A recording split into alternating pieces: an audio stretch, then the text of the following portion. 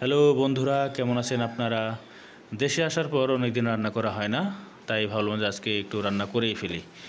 যেই ভাবা সেই কাজ, গোশত নিয়ে নিলাম হাঁড়িতে রান্নার জন্য। গোশতগুলো ধোয়া ছিল, তাই এখন পাতিলে নিয়ে নিলাম। তারপর একটু তেল দিয়ে দিলাম। এরপর আপনারা দেখতেই পাচ্ছেন রেডি করা এই যে পেঁয়াজ কুচি, ধনিয়া কুচি, টমেটো কুচি এবং মরিচ কুচি রয়েছে, এগুলো দিয়ে দিলাম। এবার লবণ লবণ খুলনা রে বেটা, খুলে গেল। হ্যাঁ, এবার পরিমাণ মতো লবণ দিয়ে দিলাম, স্বাদ মতো। অনেকে একটু লবণ বেশি খায়, অনেকে কম খায়, তবে কাঁচা লবণ খাওয়ার চাইতে রান্নায় করা যে লবণ সেটা খাওয়া ভালো। আবার তেজপাতা দিয়ে দিলাম। মশলার পালা, মশলা দিয়ে দিলাম। এখানে রয়েছে আপনার গরম মশলা, এর মধ্যে এলাচি, দারুচিনি, জয়ত্রী, জয়ফল এগুলো রয়েছে।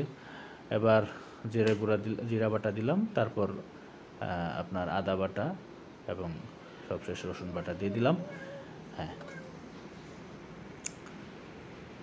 আর কি এবার একটু নাড়াচাড়া দিই আর কি, দিলাম নাড়াচাড়া, গোটা চলছে, একটু ভালোভাবে মেশানোর চেষ্টা আর কি।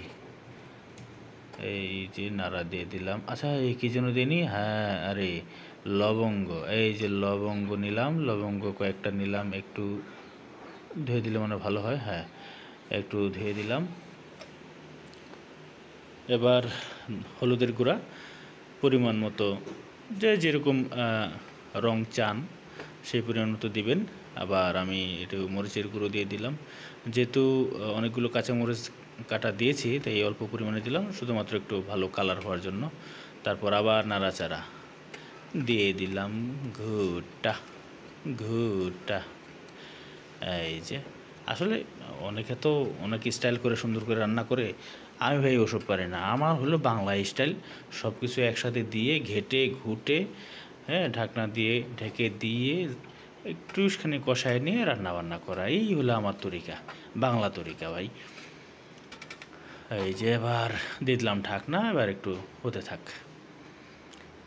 আমিও আমাকে একটু দেখাই নিচ্ছি যে আমি রান্না করতেছি। হ্যাঁ, এটা আমি রান্না করতেছি ভাই, দেখে নেন আমাকে।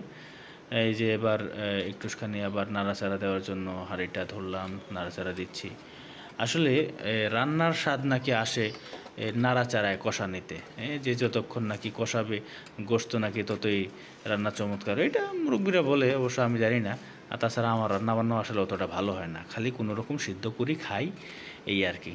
তো আজকে আবার মনে ধরলো যে একটু রান্না করি, তার জন্য এই যে একটু চেষ্টা করছি আর কি। যাই হোক, আপনারা আপনাদের বাড়িতে মাঝে মধ্যে রান্না করবেন, নিজের রান্না খাওয়া ভালো, কারণ হলো এতে পরিবারের অন্যান্য সদস্য যারা রয়েছে তাদেরকে খাওয়াবেন রান্না করে, সবাই খুশি হবে, দোয়া করবে। হ্যাঁ, রান্না করবেন।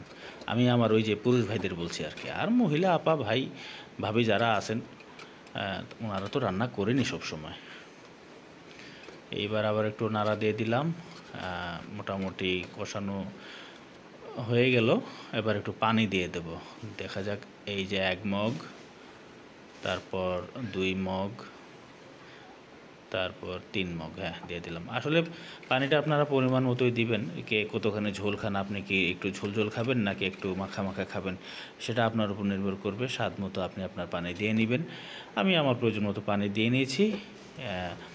এবার এই যে মোটামুটি রান্না হয়ে গেছে বলতে আসলে এই একটু সিদ্ধ হয়েছে কিনা দেখছি। আর আমি কিন্তু এর ফাঁকে 1 পিস গোশত উঠিয়ে খেয়ে নিয়েছি, দেখেছি কেমন সিদ্ধ হয়েছে, তো আপনাদেরকে সেটা দেখাইনি। রান্না মোটামুটি শেষ পর্যায়ে, এই যে দেখুন মাশাআল্লাহ কত সুন্দর কালার এসেছে, এবং গোশত মোটামুটি আলহামদুলিল্লাহ সিদ্ধ হয়ে গেছে, ঝোলটা অনেকখানি কমে গিয়েছে। তো রান্না শেষ, আমি আবার আমাকে একটু দেখিয়ে নিলাম। হ্যাঁ ভাই, আমি রান্না করলাম, জানি না কেমন হয়েছে।